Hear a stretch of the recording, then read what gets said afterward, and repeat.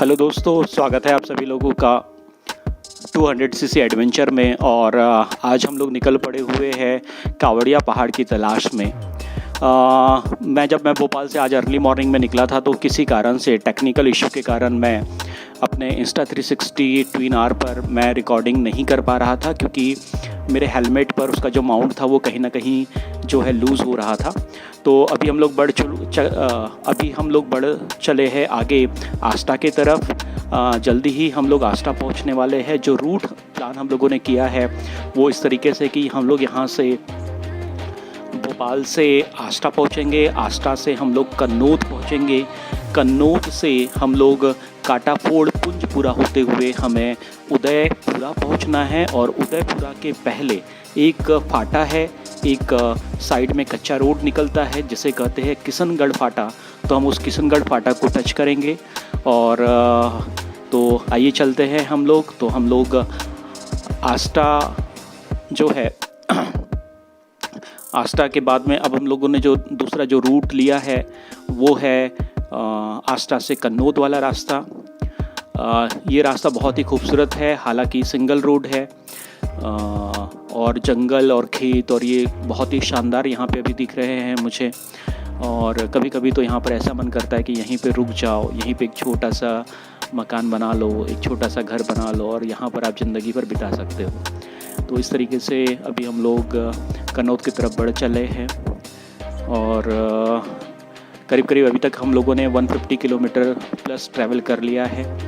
इसी बीच अब लगी है हमें जोरों की भूख। तो एक तरफ मैं और अभिषेक ने अपनी बाइक खड़ी करके अभी हम लोगों ने यहीं लोकल से समोसे ख़रीदे हैं। और यदि आप देखें तो यहाँ पे एक बहुत अच्छी जगह भी है, खेत है, यहाँ पर पानी भी है और पेड़ भी है और बहुत ही प्यारा सा नज़ारा यहाँ पे दिख रहा है। तो आइए हम लोग यहाँ पर कुछ खा लें। और सबसे मेन है, भूख भी बहुत ज़ोरों की लगी हुई है और समोसे भी है। तो आप यकीन नहीं मानेंगे कि मैं कई सालों के बाद में समोसे खाए, आप भी खाइए। पेट पूजा भी हो गई है। पेट पूजा के बाद में अब हम लोग आगे बढ़ रहे हैं। कन्नौद से आगे हम लोग काटाफोड़ होते हुए पुंजपुरा की तरफ आगे बढ़ रहे हैं। तो कन्नौद से पुंजपुरा करीब 40 से 50 किलोमीटर के आसपास होना चाहिए। अभी करीब शाम के 6 बजने वाले हैं और आप देख रहे हैं कि जो नज़ारा बहुत ही खूबसूरत है। इतना प्यारा नज़ारा शहर में, खासकर भोपाल जैसे शहर में कम ही देखने के लिए मिलता है। तो यहाँ से आप हम लोग आगे बढ़ चले हैं और हम लोगों का पर्पज़ है कि हमें जो पिपरी का जो जंगल है वो शाम होने के पहले हमें क्रॉस करना है, क्योंकि जब मैं पिछली बार गया था तो वो बहुत ही ख़राब था। तो अभी हम लोग अब पूरा उदयनगर जो है उसकी तरफ हम लोग आगे बढ़ चले हैं। और बस मेरी एक ही चिंता है कि हम लोग जंगल से शाम होने के पहले ही हम लोग निकल जाए, क्योंकि वहाँ का रास्ता बहुत ही ख़राब है। तो ये हम लोग आ चुके हैं उदयपुरा पिपरी का रास्ता। जैसा मैंने आपसे कहा था कि किशनगढ़ फाटा कहलाता है। यहाँ से करीब पिपरी जो है वो 13 किलोमीटर है। अभी फ़िलहाल रोड यहाँ पर जिस तरीके से साइड में जो बोल्डर है उसे देख के लग रहा है कि यहाँ पे ये रोड बनना चल रहा है, जो कि एक अच्छा साइन है। क्योंकि जब पिछली बार आया था तो बहुत ही ख़राब रास्ता था और मैं अकेला भी था, भूखा भी था और भटका हुआ भी था, तो डर भी था उस समय। पर अभी चूँकि मैं सेकंड बार आ रहा हूँ तो कहीं ना कहीं मुझे ये तो पता है कि हाँ, वहाँ पर रहने और खाने की व्यवस्था इजीली हो जाती है। तो अब हम लोग बढ़ चुके हैं पिपरी की तरफ। पिपरी एक बहुत ही छोटा सा गांव है और उसी के किनारे बना हुआ है वो जगह जिसे हम कहते हैं सीता मंदिर, जहाँ पर आज रात हम लोग ठहरने वाले हैं। तो चले धीरे भाई, धीरे धीरे धीरे धीरे धीरे चले, हम लोग बढ़ रहे हैं आगे। यहाँ पर आप हेडलाइट से आपको समझ में आ रहा होगा कि शाम ढल चुकी है, लेकिन यहाँ वीडियो में मुझे कहीं ना कहीं लगता है कि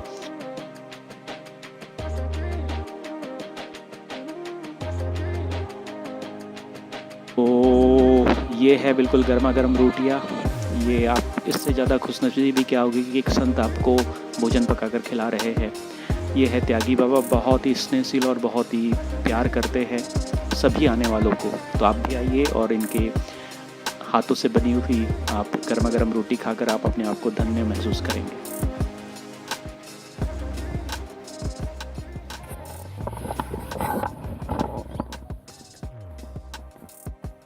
हेलो फ्रेंड्स,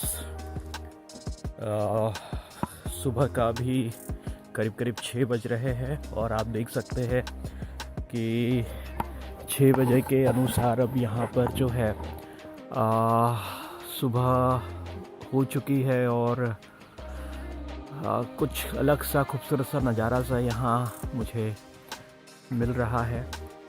यदि आप देखेंगे तो चारों तरफ बिल्कुल सूना, बिल्कुल शांति फैली हुई है। और ये जो जगह है, इस जगह को कहते हैं हम लोग पीपरी का सीता माता का मंदिर। यहाँ से जो पीपरी जो गांव है वह कुछ दूरी पर है, यहाँ से करीब 3 किलोमीटर की दूरी पर है। कल शाम को यहाँ पहुँचकर किसी कारण से मैं वीडियो नहीं बना पाया। तो आइए चलते हैं हम लोग अपने मंजिल की तरफ, जिसकी तलाश में हम लोग यहाँ आए हैं और इसे कहते हैं कावड़िया पहाड़। कावड़िया पहाड़ यहाँ पर ओमकारेश्वर जो सेंचुरी है उसमें एक जगह है जो कि अपने आप में बहुत ही अद्भुत है। और जब हम लोग वहाँ पहुँचेंगे और आप मेरे वीडियो के थ्रू जब देखेंगे तो आपको भी लगेगा कि यहाँ पर आना ही चाहिए। तो रात को जब हम लोग पिपरी पहुँच रहे थे तो किसी कारण से मैं यहाँ पर वीडियो नहीं बना पाया। अब हम लोग पिपरी गांव से होते हुए पिपरी से पोटला करीब 5 से 6 किलोमीटर की जगह है जहाँ पर जो ये कावड़िया पहाड़ है वो है। तो अभी हम लोग बढ़ रहे हैं धीरे धीरे पहले पिपरी गांव की तरफ। ये नदी है, शुक्र है यहाँ पर पुल बन रहा है। पिछली बार जब मैं आया था तो यहाँ पर ये पुल टूटा हुआ था तो बड़े मुश्किल से क्रॉस कर पा रहे थे। अब हम लोग बढ़ रहे हैं पिपरी से पोटला की तरफ। पिपरी से पोटला करीब 5 से 6 किलोमीटर की दूरी पर है। तो आइए बढ़ते हैं हम लोग धीरे धीरे। रास्ता थोड़ा सा जंगल वाला भी है, ये आदिवासी क्षेत्र है तो यहाँ पे आदिवासियों के मकान, उनकी लाइफस्टाइल देखने के लिए आपको मिल सकती है। और बहुत ही खूबसूरत से नज़ारे हैं आसपास। काश मैं आपको सारे नज़ारे में दिखा पाता। सबसे मेन है कि यहाँ पर जो है सागौन और साल के घने जंगल है और ये जंगल घना भी है और ख़तरनाक भी है, क्योंकि यहाँ पर अक्सर सुनने के लिए मिलता है कि किसी न किसी व्यक्ति पर जो है रीछ या जिसे हम लोग इंडियन बेयर कहते हैं उसने हमला किया है। यहाँ पर हाइना जो है जिसे लकड़बग्गा कहते हैं वो भी यहाँ पर मिलता है। तो रात में ये जो जंगल है अपने आप में बहुत ही सुनसान हो जाता है और खतरनाक भी हो जाता है। भाई ट्रैक्टर वाले धीरे धीरे धीरे धीरे धीरे धीरे चलाओ, धीरे चलाओ। तो जैसे जैसे हम लोग आगे बढ़ रहे हैं रोड की स्थिति ख़राब होते जा रही है और मुझे समझ में आ रहा है कि रियल ऑफ रोडिंग जो है आज शायद हम लोगों को आज करने के लिए मिले। तो बहुत ही जल्द मुझे लगता है हम लोग पोटला पहुंचने वाले हैं। हाँ, ये पोटला गांव ही है शायद, किसी से पूछना पड़ेगा रास्ता। पूछ लेता हूँ मैं यहीं पे एक रास्ता।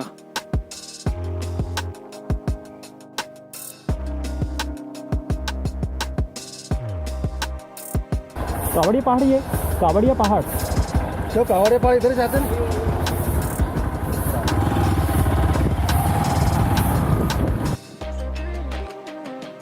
तो ये रास्ता है कावड़िया पहाड़ का। यहाँ पर के लोगों को भी थोड़ा सा पूछने की ज़रूरत पड़ रही है। तो ये हम गांव के किनारे जो सीसी रोड है इससे हम लोग गुजर रहे हैं। ये चालू हुई एक्चुअल ऑफ रोडिंग। रोड के नाम पर कुछ भी नहीं है। यहाँ पे बोल्डर है। ओ बैलगाड़ी वाले भाई धीरे धीरे धीरे धीरे धीरे। ये है एक्चुअल ऑफ रोडिंग का मज़ा। ये है बहुत सारे रोड। अब किस रोड पर जाओ, किस रोड पे जाओ, किस रोड पे जाओ। चलो आगे चल के ये पहाड़ जाना है, ये रास्ता।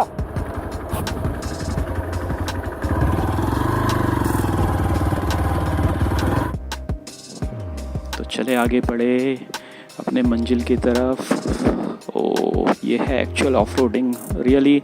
आज मेरे एक्सप्रेस 200 जो मेरी बाइक है, 200 सीसी की जो बाइक है, इसकी भी टेस्टिंग होने वाली है और मेरे राइडिंग स्किल की भी। Although I am not a very proficient या एफिशिएंट राइडर नहीं हूँ, बट ठीक है, एडवेंचर का अपने अलग मज़ा है। अभिषेक मुझसे आगे जा रहा है, अभिषेक मुझसे आगे चल रहा है। चलिए देखते हैं क्या मिलता है इस प्रकृति के नज़ारे में। तो यहाँ पे बहुत सारी छोटी छोटी पगडंडियाँ है तो कन्फ्यूज़न होता है कि कौन सा सही रोड है, कहीं हमने कोई गलत रोड तो नहीं ले लिया। और यहाँ पर अरे रे रे रे, ये है एक्चुअल ऑफ रोडिंग और जंगल का रास्ता। बिल्कुल रोड के नाम पर केवल और केवल पगडंडिया या बैलगाड़ी के रास्ते हैं, और बैलगाड़ी जो कि हार्डली 3, 4 या 5 किलोमीटर पर आवर से ज़्यादा की स्पीड पर नहीं चल पाती है। हम लोग बढ़ रहे हैं।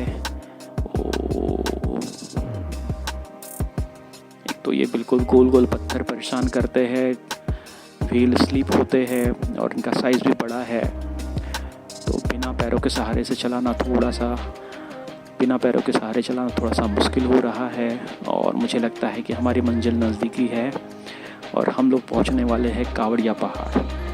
तो कावड़िया पहाड़ देखते हैं प्रकृति ने हमारे लिए क्या रहस्य छुपा के रखा हुआ है। और ये पहुंच गए हैं हम लोग कावड़िया पहाड़।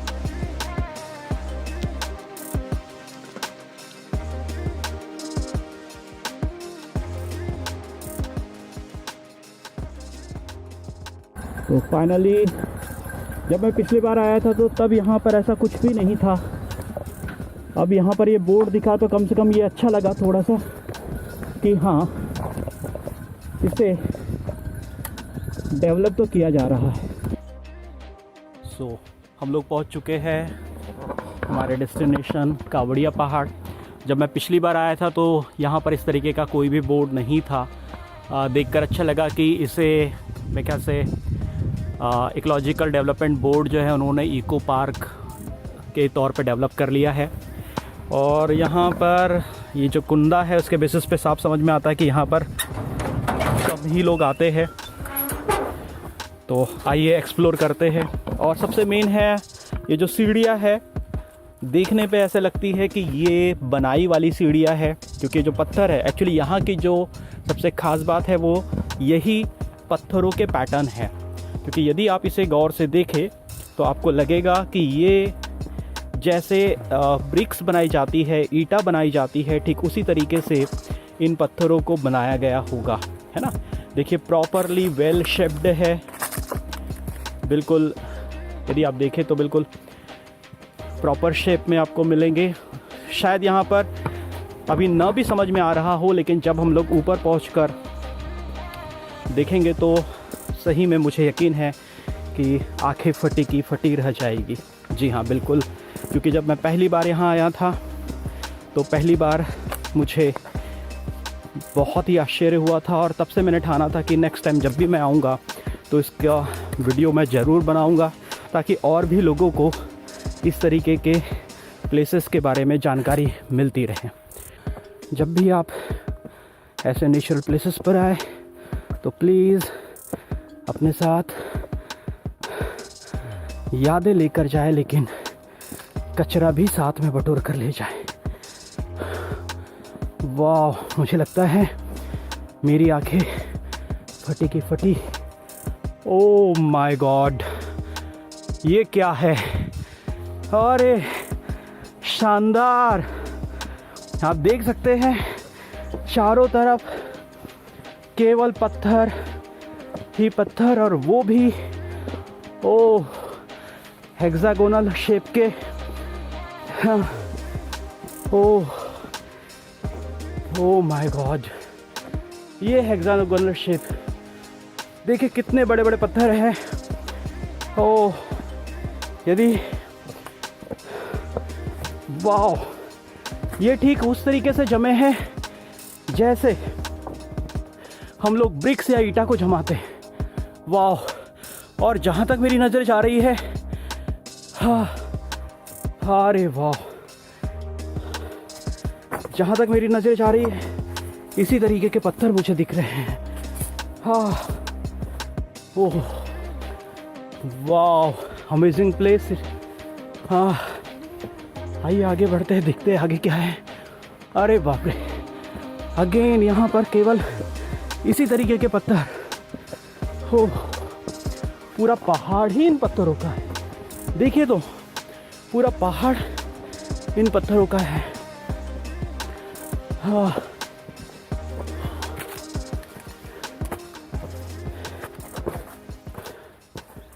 हाँ,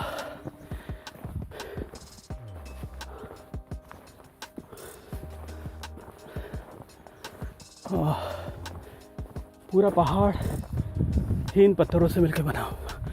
और ये है यहाँ के आसपास का नज़ारा। और शायद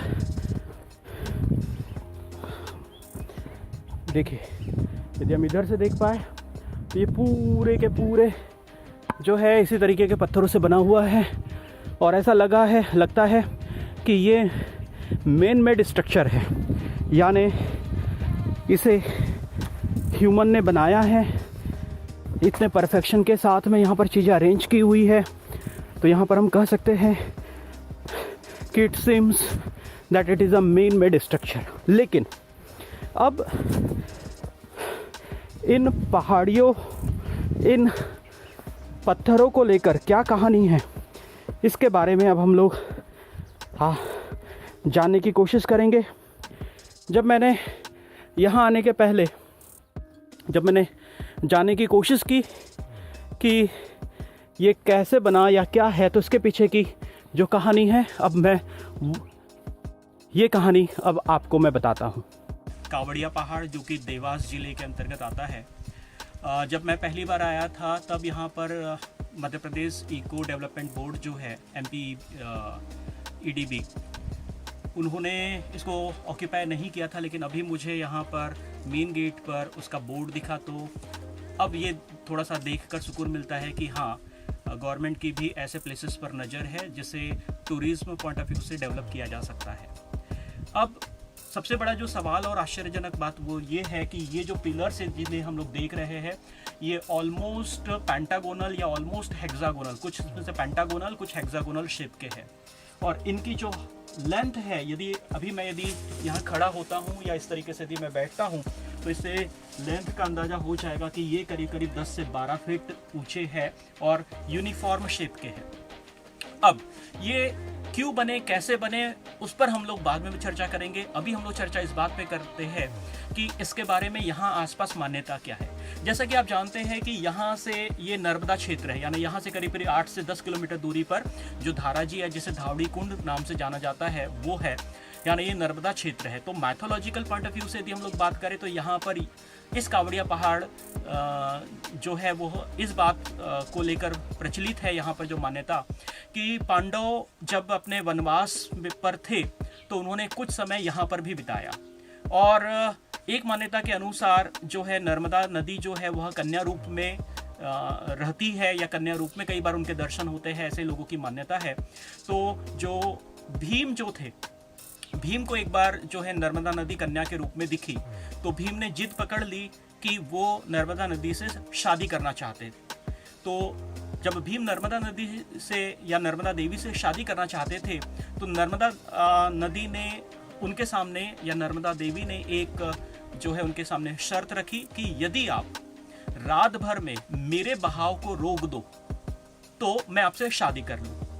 तो ये माना जाता है कि ये जो पत्थर है, इन पत्थरों को इस तरीके से शेप देने का काम, इन्हें यहाँ इकट्ठा करने का जो काम है वो भीम ने किया था, और ताकि वो इन पत्थरों को नर्मदा नदी में जमा करे उनके बहाव को रोक दे। किंतु ऐसा नहीं हो पाया, और सुबह होने के पहले ही जो है, यानी पत्थर जमाने के पहले ही सुबह हो गई, और इस कारण से जो भीम है अपनी शर्त हार गया और वह नर्मदा नदी से शादी नहीं कर पाया। तो इस तरीके की जो मान्यता, इसी तरीके की कुछ मान्यता यहाँ पे प्रचलित है, जो कि कहीं ना कहीं भीम या पांडवों और नर्मदा नदी के बहाव को रोकने से जुड़ी हुई है। लेकिन यदि हम लोग साइंटिफिक पॉइंट ऑफ व्यू से बात करें तो इसके पीछे जो साइंस है वो ये है। तो इस तरीके की मान्यता इस क्षेत्र में इन कावड़िया पहाड़ और इन पत्थरों को लेकर प्रचलित है।